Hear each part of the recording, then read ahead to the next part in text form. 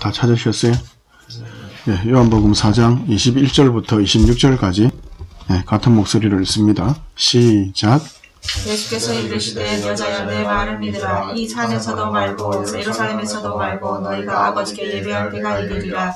너희는 알지 못하는 것을 예배하고 우리는 아는 것을 예배하노니 이는 구원이 유대인에게서 나니라. 아버지께 참되게 예배하는 자들은 영과 진리로 예배할 때가 오나니 곧 이때라. 아버지께서는 자기에게 이렇게 예배하는 자들을 찾으시느니라. 하나님은 영이시니 예배하는 자가 영과 진리로 예배할지니라. 여자가 이르되 메시아 곧 그리스도가 하는 이가 오실 줄을 내가 아노니 그가 오시면 모든 것을 우리에게 알려주시리이다. 예수께서 이르시되 내가 말하는 내가 그라 하시니라. 아멘. 아멘. 오늘 본문은 예배에 대해서 이야기할 때에 자주 다루어지는 본문입니다. 하나님의 영이시니 예배하는 자가 영과 진리로 예배할지니라. 예전 성경 한글 번역본에는 영과 진리라는 이 표현을 영과 진정으로 예배할지니라 하다 보니까 진정, 열심, 진심. 그래서 어떤 인간의 어떤 노력이나 인간의 어떤 형식, 인간의 어떤 인간 편에서의 대가나 수고나 이런 걸 이야기한 것으로 오해를 해서 예배를 어떤 형식적에 있어서나 아니면 그 내용에 있어서도 인간의 어떤 것을 강조할 때가 그런 실수를 했던 때가 있습니다. 그래서 그나마 조금 단어가 진리라는 단어로 바뀌어져서 번역이 바로 좀 잡아져서 그런 오해들이 그리고 그전부터 또 목사님들이 바르게 가르치는 세월들이 있다 보니까 좀 수정되어서 참 좋은 일인 것 같습니다. 예배하는 자가 영과 진리로 예배한다 할 때, 영과 진리로 예배한다 할 때에 그럼 이 본문이 예배를 어떻게 하라는 어떤 방법에 대한 이야기인가? 어떻게 예배하는 말씀이지? 방법에 대한 이야기인가? 그렇게 또 생각할 수가 있는데 근데 이 본문이 과연 방법에 대한 이야기인가 라는 것은 이 본문을 쭉 보면은 사실은 방법에 관한 것이 아니라는 걸 알 수 있습니다. 예배가 무언가에 대해서 예배가 뭔가에 대해서 예배의 핵심이자 그리고 근본된 문제를 다루고 있다는 것. 여자는 그렇게 질문을 하죠. 예수님께서 예배하는 자가 하나님은 영이시니 하나님이 예배하는 자를 찾을 때가 참된 예배자를 찾고 예배자가 참되게 예배할 그 때가 오는데 예배하는 자가 어떻게 예배하느냐 하면은 영과 진리로 예배해야 된다. 영이라는 것은 하나님의 영, 성령을 이야기하죠. 인간의 어떤 영혼에 대한 이야기가 아니고 성령과 진리로 예배해야 되는 때가 있다. 그 때가 올 때에 진짜 참된 예배가 가능하다. 이스라엘의 성막 예배조차도 마치 마치가 아니죠. 모형이라는 것을 분명하게 드러내시는 거죠. 그래서 사람들은 사마리아인들이나 예루살렘에 있는 유대인들이나 서로 누가 바른 예배를 드리느냐에 따라서 대해서 이야기하면서 어떤 데는 크게 어떤 데는 우리는 바르게 라는 결국은 싸우면서 서로를 비난하고 조롱하고 서로가 서로를 무시하고 하는 그런 예배를 하나님을 예배하는 그런 방식 때문에 오히려 그 예배의 목적인 하나님의 기준과 질서인 사랑이라는 것을 오히려 버려버리는 그런 데까지 가죠.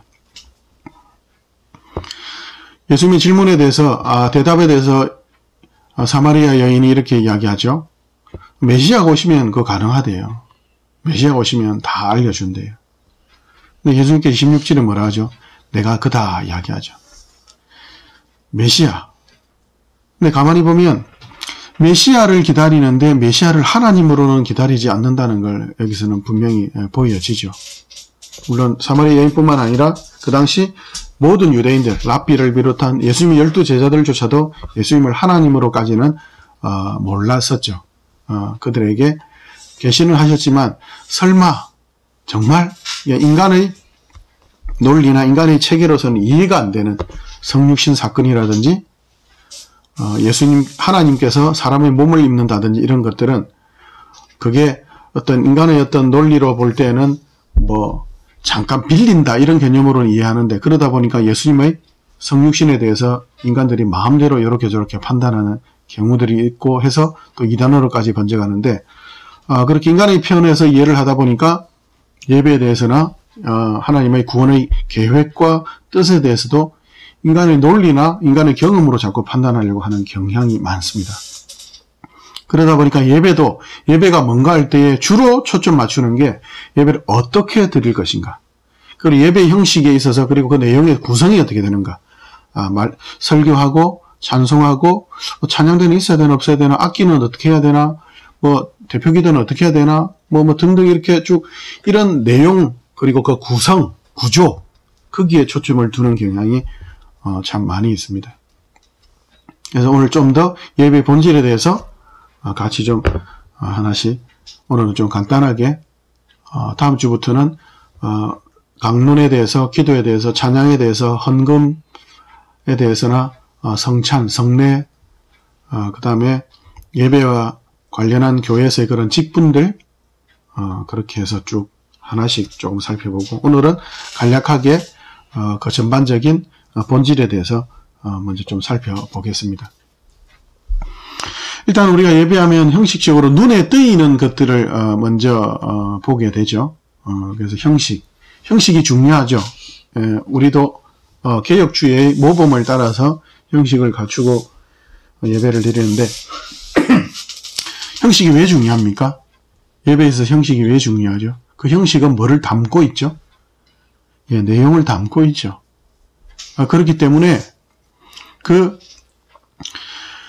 내용에 맞게 형식을 갖추는 것은 아주 중요하죠. 그리고 우리가 예의를 왜 갖춘다고 이야기하죠? 사람들끼리 살아갈 때도. 때로는 뭐 보기 싫은 사람, 어른들 중에도, 그죠? 싫어할 수가 있잖아요. 그죠? 싫을 수도 있잖아요. 근데 왜 인사를 아주 꾸벅 이렇게 학교에 가면 선생님들한테, 진짜 존경하는 선생님도 있지만, 별로 그렇지 않은 사람한테도 어른들은 인사하는 이유는, 예의라는 것. 그죠? 그 예의를 통해서 우리가 가지고 있는 우리의 가치가, 우리의 기준이 어떻다는 것을 갖다가, 그리고 그 가치가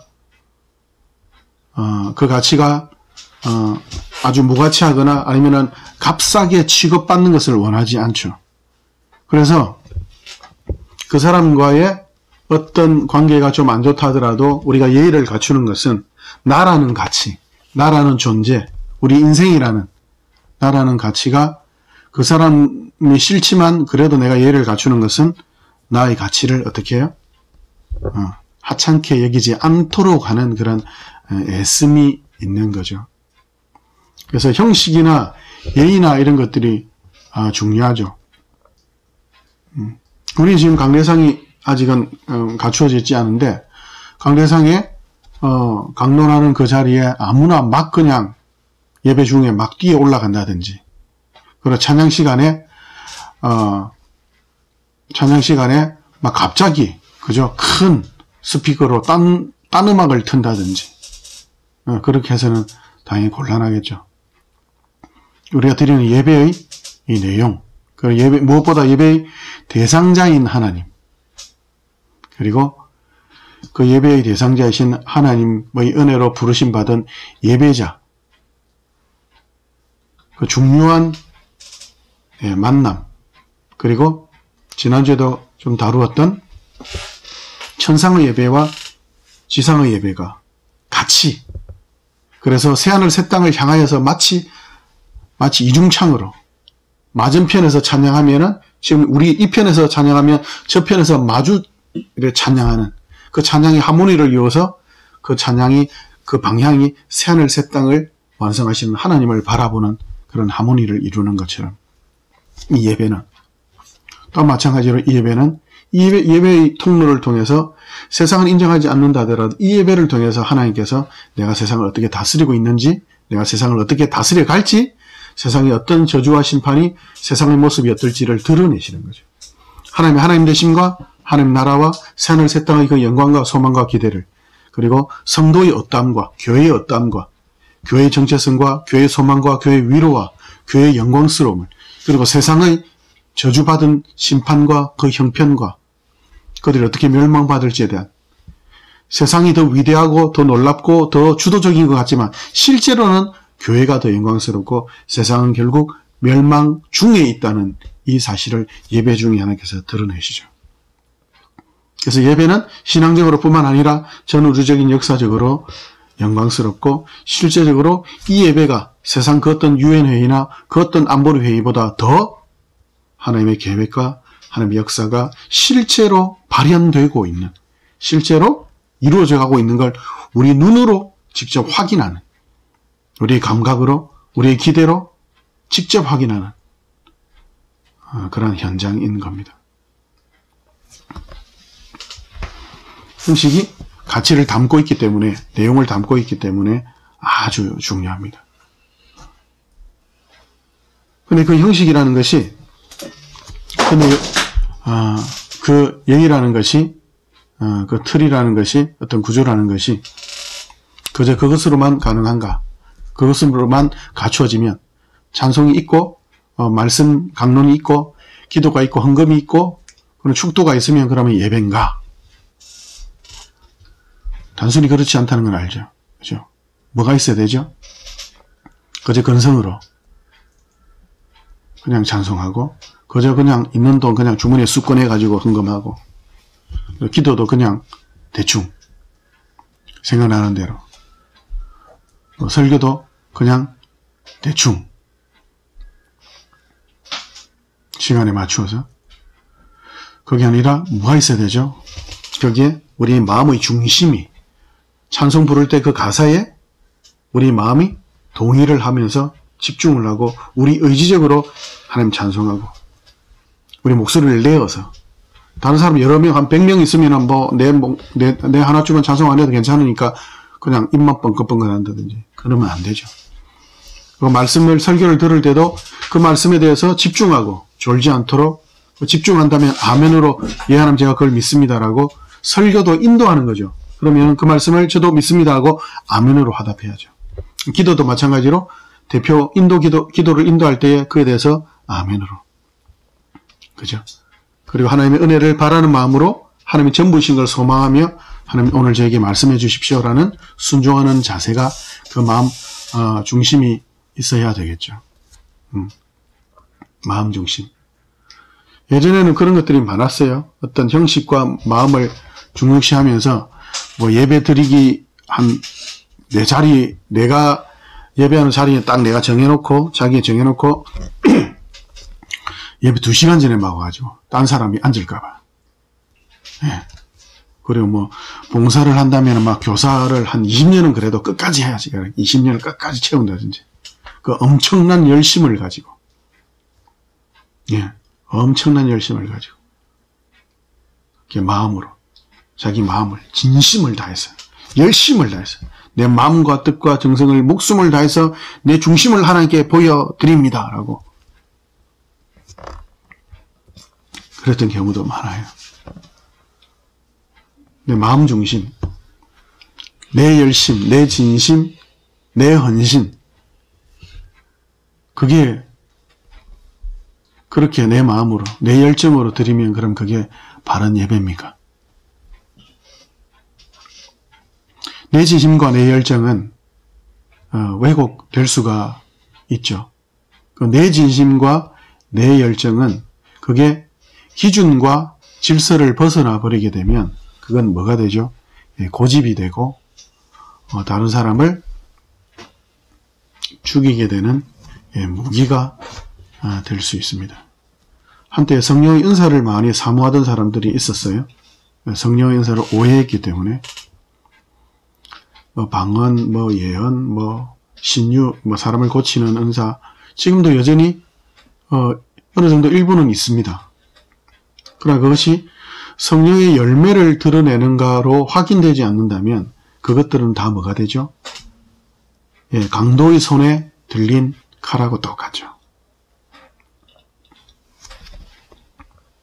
아무리 독일제 제일 좋은 수술 칼로 쓰이는 칼이라 하더라도 그게 사람을 고치기 위한 의사가 의사가 쓰이는 수술대 위에 있는 게 아니라 의사가 들어도 마찬가지죠. 의사도 뭐 수술실에서 필요할 때가 아니고 자기의 돈을 위해서 자기 명예를 위해서 수술실에서 칼을 든다면 역시 강도의 칼과 똑같은 거죠. 자기의 마음, 내 중심 거기에 초점을 맞추게 되면은 예배가 가인의 예배가 될 수 있습니다. 나는 최선을 다했다. 나는 자기가 강조되는 거죠. 그럼 예배에서 제일 중요한 건 뭐죠? 내 마음인가요? 아니죠. 내 마음이 어디예요? 하나님의 마음에 맞추어져야 되는 거죠. 네가 왜 선을 행하면 내한테 낯을 들지 못하겠느냐? 죄를 짓고 싶고 분노하고 정오하고 막 네 마음대로 하고 싶은 마음이 있다 하더라도 마치 죄가 네 문 앞에 도사리고 있는 것처럼 그렇게 네 마음에 들끓는다 하더라도 왜 하나님이 네 예배를 받지 않았는지 왜 하나님께서 네 예배를 받지 않았는지 너를 돌아봐라. 그리고 하나님을 보아라. 그리고 참된 예배자인 아벨을 바라보아라. 그래서 하나님의 마음에 맞추고 참된 예배자의 예배 형식을 따라가고 그 기준과 질서에 맞추어 가는 거죠. 내 마음을 하나님께 맞추는 거죠. 맞추는 거죠. 그러다 보면 이해가 안 되고 때로는 싫어도 때로는 정말 이해 안 돼도 그러나 우리의 지혜와 우리의 능력은 한계가 있죠. 우리는 기껏해야 뭐 사람들 뭐 눈 좋은 사람은 막 100m까지 본다면서요. 100m까지 뭐 한 1cm 뭐 이런 것도 본다면서요. 기껏해야 인간의 눈은 지구 안에 있죠. 인간에게는 한계가 있죠.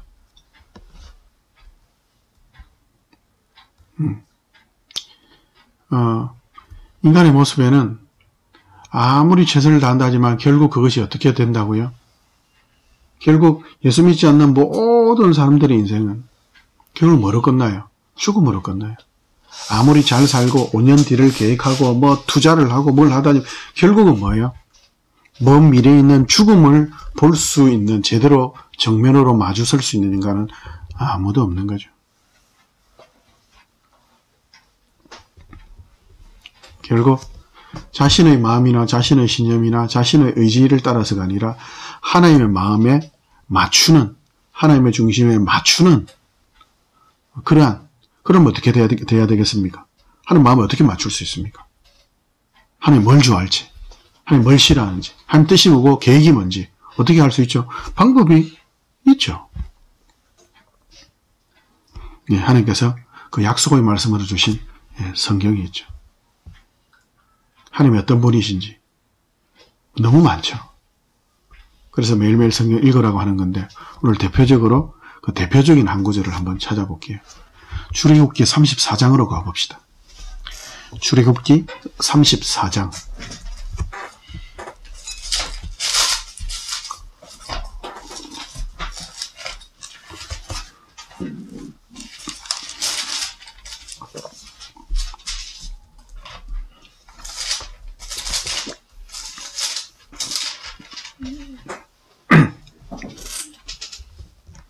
1절부터 10절까지 같이 읽습니다. 34장 1절부터 10절까지 시작.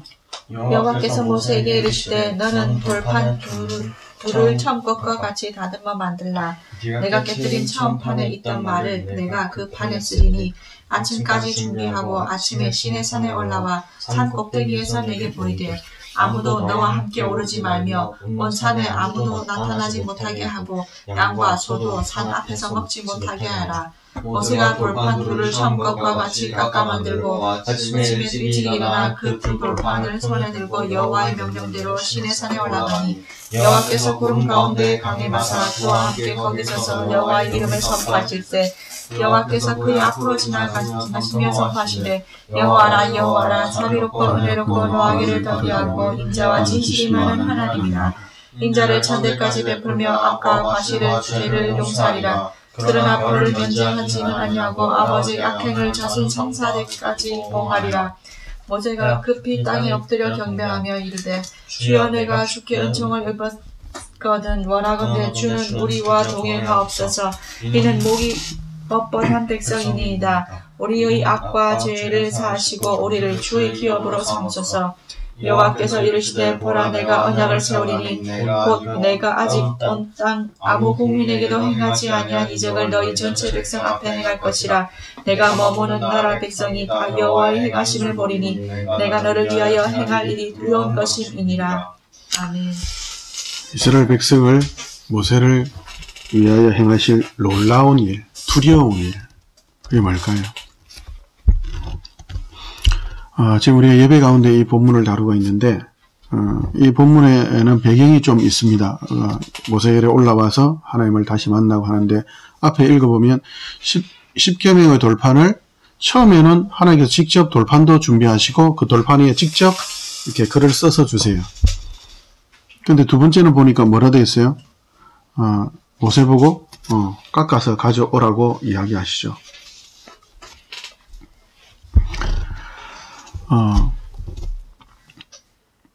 이 앞에 무슨 사건이 있었죠? 우리가 알고 있죠. 금송아지 사건이 있었죠. 그 금송아지 사건. 모세가 40일 동안 하나님을 대면하면서 율법을 약속을 받고 있는 동안 이스라엘 백성들은 하나님을 어떻게 해요? 하나님과의 계약을 출애굽기 19장에서 그렇게 하고 치르고 난 뒤에 하나님은 우리의 주인이 되시고 우리는 당신의 백성이 되겠습니다. 계약식이 끝났어요. 계약식이 끝났는데 모세가 그 계약서에 사인하러 간 사이에 돌판에 그 계약서에 이제 적고 계약서 조문을 적고 이제 사인하러 간 사이에 뭘 하죠? 금송아지를 만들고는 이게 너희를 구원한 하나님이다 하면서 자기들 마음대로 자기 마음에 합당한 예배의 형식과 예배의 모습대로 하나님이 분명히 우상을 새기지 말라 했는데 하나님 이름을 망령되이 일컫지 말라 했는데 여호와 외에 다른 신을 네 앞에 있게 하지 말라고 했는데 불구하고 그 세 가지 명령을 다 어겨버리죠. 하나님 약속한 지 40일도 안 지나서 바로 깨버리죠. 그래서 모세가 내려와서 그 두 돌판을 던져서 깨어버리죠.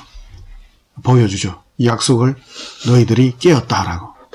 하나님이 깨신 게 아니죠. 너희가 깬 것이다. 하나님께서 이야기하시죠. 얘들 못 데리고 가겠다.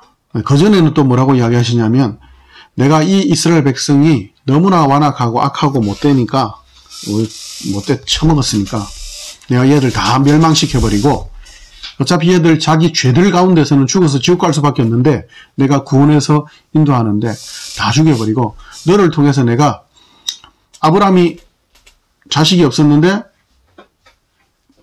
태어나서 큰 민족을 이룬 것처럼 내가 모세 너를 통해서 큰 민족을 이룰게. 그러니까 모세가 아닙니다. 하나님의 이름을 의지하여 기도합니다. 하나님의 이름, 그 은혜롭고 자비로운 하나님, 전능하신 하나님, 하나님답게 행하여 주시옵소서. 하나님의 영광을 놓치지 마시옵소서. 그래서 하나님 되심을 근거로 기도했을 때 하나님께서 그 마음을 돌이키시고 내가 다시 은혜를 베풀겠다고 하시죠. 그리고 모세에게 다시 어떻게 해요? 다시 돌판을 만들어서 가져와라. 다시 계약식을 하자라고 하시는 거예요. 그러면서 그 앞에 33장 앞에 놀라운 기적에 대해서 우리가 10절에 읽었잖아요. 두려운 일을 너희들에게 보여줄겠다. 그 두려운 일이 뭐냐면 앞에 있는 모세의 기도 내용에 쭉 있어요. 우리 같이 한번 읽어봅시다. 33장. 간단히 설명을 했는데 이 본문을 읽는 게 좋을 것 같습니다. 33장 한 장 넘겨서 12절부터 23절까지 이게 뭐에 초점을 맞추냐면 하나님이 함께 하심이 얼마나 두려운 기적이고 얼마나 큰 은혜인가. 하나님이 함께 하신다의 단어에 초점을 맞추시면서 12절부터 23절까지 같이 읽겠습니다. 같이 읽읍시다. 시작.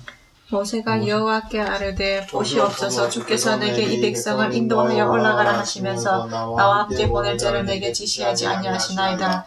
주께서 전에 말씀하시기를 나는 이름으로도 너를 알고 너는 내 앞에 은총을 입었다 하셨사온즉 내가 참으로 주의 목전에 은총을 입었사오면 원하건대 주의 길을 내게 보이사 내게 주를 알리시고 나로 주의 목전에 은혜를 입게 하시며 이 족속을 주의 백성으로 여기소서. 여호와께서 이르시되 내가 친히 가리라 내가 너를 쉬게 하리라. 모세가 여호와께 아뢰되 주께서 친히 가지 아니하시거든 우리를 이곳에서 올려 보내지마옵소서. 나와 주의 백성이 주의 목전에 은총 입은 줄을 무엇으로 알리까? 주께서 우리와 함께 행하심으로 나와 주의 백성을 천하 만민 중에 구별하심이 아니니까. 여호와께서 모세에게 이르시되 내가 말하는 이 일도 내가 하리니 너는 내 목전에 은총을 입었고 내가 이름으로도 너를 알미니라. 모세가 이르되 원하건대 주의 영광을 내게 보이소서. 여호와께서 이르시되 내가 내 모든 선한 것을 내 앞으로 지나가게 하고 여호와의 이름을 내 앞에 선포하리라. 나는 은혜 베풀 자에게 은혜를 베풀고 긍휼히 여길 자에게 긍휼을 베푸느니라. 또 이르시되 내가 내 얼굴을 보지 못하리니 나를 보고 살 자가 없음이니라. 여호와께서 또 이르시되 내 보라 내 곁에 한 장소가 있으니 너는 그 반석 위에 서라.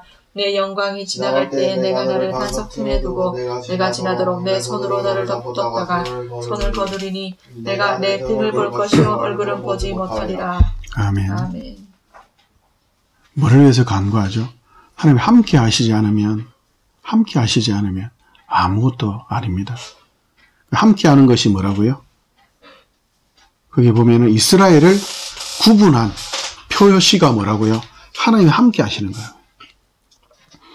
예수 믿는 사람들 여러 단어로 표현들을 하죠. 교회, 그리고 하나님의 자녀, 종, 제자 이런 표현들을 하는데 그런 표현들은 정체성에 해당이 되죠. 너 누구냐 할 때 저 하나님의 자녀입니다. 세상과 구분되었다라고 표현할 때는 성도라고 이야기하죠. 성도. 근데 이 모든 게 결국은 어떻게 가능하다고요? 하나님이 함께 하시기 때문에. 특별히 뭔가 잘나서가 아니라 하나님이 함께 하시니까 성도인 거예요. 그리고 교회고 하나님의 자녀인 것도 마찬가지로 우리가 교회가 되기 위해서 하나님의 자녀가 되기 위해서 뭔가를 한 게 아닌 거죠. 지금 하나님을 반역하고 배반한 하나님께서 10가지 재앙으로 출애굽시켜 주셨죠. 그리고 홍해를 쭉 갈라주셨잖아요. 이런 경험이 어디 있어요? 눈으로 홍해가 반으로 쫙 쪼개지는 그런 놀라운 역사. 하나님에 대해서 보여달라. 하나님 어디 있느냐? 홍해를 가르는 하늘에서 만나가 내리고 메추라기가 땅에 덮이는 그런 엄청난 기적. 그걸 보면서도 하나님의 은혜가 아니고는 어떻게 된다고요? 하나님 우리 함께 하셔가지고 하나님을 알게 해주십시오. 하나님 보여주세요. 모세가 지금 그 기도 계속 하잖아요. 우리 같으면 이렇게 해야겠죠. 야, 그만큼 보여줬으면 아니 그래도 나를 몰라? 10가지 재앙에 몇십 년 동안 내가 그렇게 그러니까 아브라함, 이삭, 야곱의 그 약속을 내가 지키기 위해서 400년 동안 너희들과 늘 함께 했는데 모르겠냐? 그렇게 이야기하겠죠. 근데 하나님께서 아무리 보여주시고 아무리 알게 하셔도 하나님의 은혜가 아니고는 어떻게 해요? 그게 쌓이지 않아요.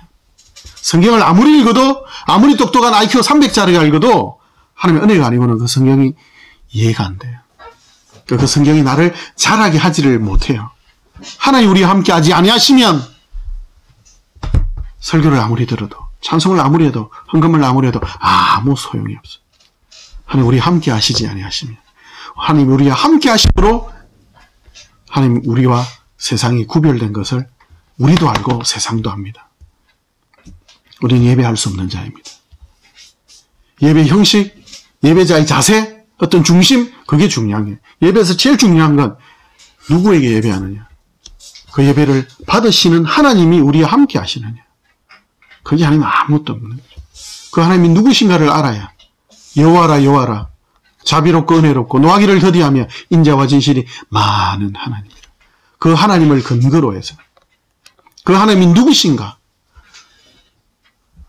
그 하나님이 우리의 예배를 받으시는가? 그걸 근거로만 예배가 가능한 겁니다. 그렇기 때문에 누가 예배 드릴 수 있죠? 어떻게 예배를 드리느냐? 어떤 형식으로 어떤 내용을 구성을 갖춰서가 아니라 누가 예배를 드리느냐가 제일 중요한 거예요.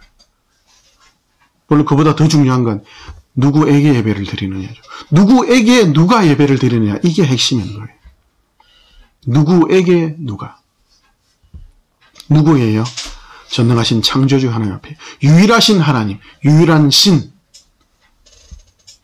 돈을 섬기는 이 땅 앞에 눈에 보이지 않는 하나님을 섬기는 우리들.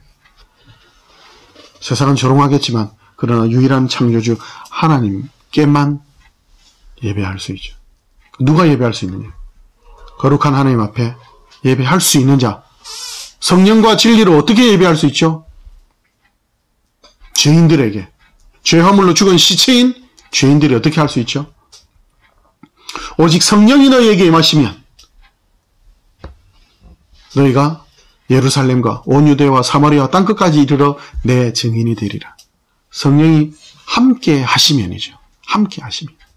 임마누엘. 결국 내가 너희와 함께 하면 가능하다. 어떻게 가능하죠? 예수 그리스도께서 우리를 대신하여 죽으심으로만 우리의 죄가 해결되기 때문에 성령이 우리에게 오실 수 있죠. 그래서 예수 믿는 모든 사람들은 성령으로 세례를 받은 자들이죠. 성령으로 아니하고는 하나님을 아버지라고 부를 수도 없고 예수님을 주인이라고 고백할 수도 없기 때문에 자기가 죄인인 것도 모르죠. 세상이 저주와 심판 아래 있다는 것도 모르죠. 하나님이 창조주 하나님이 전능자라는 것도 모르죠. 사도신경으로 신앙을 고백할 수도 없죠. 예배는 뭐죠? 뭐가 바른 예배? 예배가 가능한 것 어떻게 결정되죠? 예배는 형식이나 내용이나 구성이 결정하는 게 아니에요. 누구에게 예배하는가, 누가 예배하는가. 즉 뭐예요?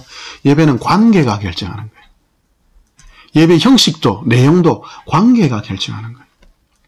어떤 관계로 우리가 예배할 수 있게 되죠? 하나님 그 십자가의 사랑으로. 도저히 더럽고 부정하고 연약하고 어리석고 미련한 죄인이고 더 원수인 우리를 예수님께서 우리를 대신해서 죽으심으로 원수까지 사랑한 그 십자가의 사랑으로 구원하심으로 예수님이 그 순종으로 우리를 예수님과 한편 먹게 하셔서 예수님과 연합하게 하셔서 믿음으로 예수 안에서 하나님의 자녀가 되게 하셔서 그래서 우리가 예배할 수 있게 되었죠. 그 하나님과 관계가 화목하게 되었죠. 그러므로 하나님으로부터 만난 믿음으로 말미암는 예수 그리스도께로부터는 그 은혜로 말미암아 너희가 하나님과 화목을 누리게 되었느니라. 그러므로 그 하나님과 화목 가운데 기뻐하고 즐거워하라. 그래서 예배를 드릴 수 있다는 것은 뭐예요? 바로 하나님의 자녀라는 증거인 거예요. 예수 안에 있다는 증거인 거예요. 형식이 어떻고 내용이 어떻느냐? 그것보다 우리가 하나님께 예배하고 있느냐? 그리고 나는 하나님의 자녀이냐? 아, 그러면 형식과 진심도 우리의 마음 중심도 그게 중요한 게 아니라 아, 사랑이구나. 십자가의 사랑이라고.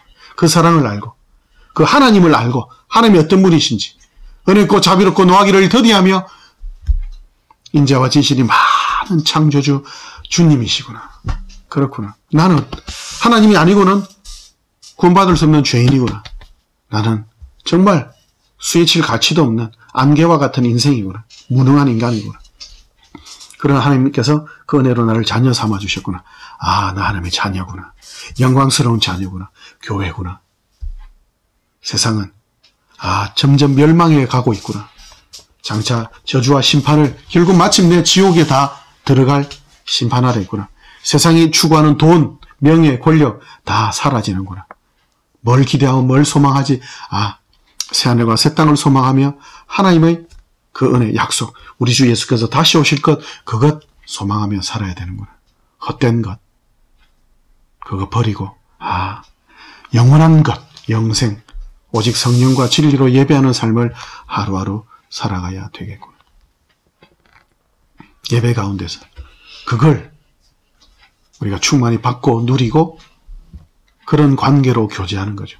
우리가 헌금도 드리는 것이 그런 관계성 속에서 하나님 감사합니다. 하나님 사랑합니다. 그 사랑을 받은 자로 감격하여 놀라워서 그 사랑을 받았기 때문에 사랑하고 용서하고 하나님을 알고 그래서 하나님의 은혜로 알게 되었기에 하나님의 사랑을 받았기에 그래서 순종 그 영광이 무엇인지 알았기에. 그래서 하나님을 알고 하나님을 더 알면 알수록 하나님을 더 사랑하면 사랑할수록 더 예배하면 예배할수록 더 잘 알고 더 잘 예배하고 더 잘 사랑할 수 있는 거죠. 왜죠? 하나님을 아니까, 하나님을 사랑하니까, 하나님을 예배하니까, 하나님께 순종하니까. 하나님을 알고 하나님을 예배할수록 더 하나님을 사랑하게 되고 더 하나님을 알 수밖에 없죠. 그 은혜로우신, 그 자비로우신 하나님 앞에.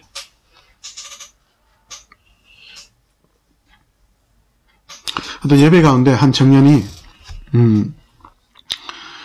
목사님 설교 중인데 어제 청년이 이렇게 두 뒤에서 걸어와요. 그러면 다른 사람들 다 이렇게 의자에 이렇게 딱 보통 의자들이 장의자잖아요. 그죠? 예배당에 가면 다른 사람 다 앉아서 예배드리는데 그 사람이 툭 앞으로 툭 걷더니 바닥에 그냥 덜썩 주저앉아 있는 거예요. 예배를 드려. 목사님이 좀 이상하긴 하지만 그래도 그냥 계속 예배를 진행하고 있는데 사람들이 자꾸 신경 쓸 거 아니에요. 그죠? 다 의자에 앉아 있는데 자꾸 이렇게 힐끗힐끗 보고 약간 수근수근도 그리고 뭐 저런 놈이 다 있노 이러면서 이 예배 시간에 뭐한 짓이야 이러면서 철푸덕 앉아가지고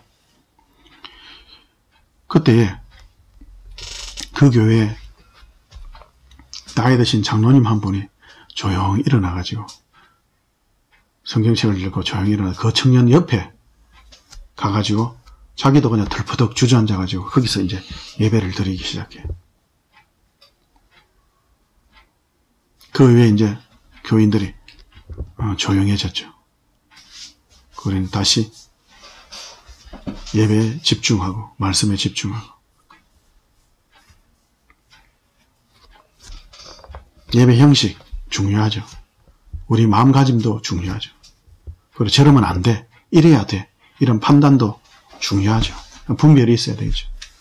그러나 예배의 본질, 예배의 핵심은 어떻게 하느냐, 내 중심이 어떠냐가 아니라 우리가 드리는 예배의 대상이 누구인가, 이 예배를 드리는, 예배를 받으시는 하나님이 누구신가, 그리고 예배를 드릴 수 있게 된 나는 누구인가, 그 하나님과 내가 어떤 관계를 맺고 있기 때문에, 그리고 그 관계가 어떻게 맺어졌느냐, 그 하나님을 어떻게 알게 되었느냐, 어떻게 예배하게 되었느냐.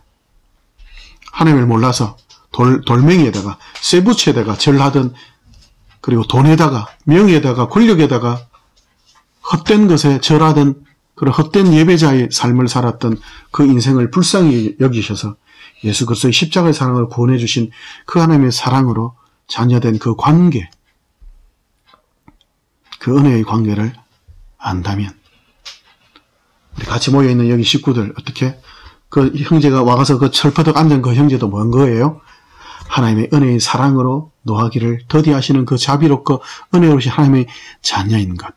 내 식구구나. 내 형제구나. 그렇다면 우리의 눈빛이 비난하거나 정죄하는 마음이 아니라 바닥에 앉아서 예배드리네. 뭔 사정이 있는갑다. 사랑으로. 겨울이면 추울 텐데 방석이라도 갖다 줄까? 그리고 누가 자꾸 중얼중얼 거린다면 우리 조용하자고. 그리고 자꾸 제 발을 손가락질 한다면 그 손을 살짝 이렇게 감싸주고.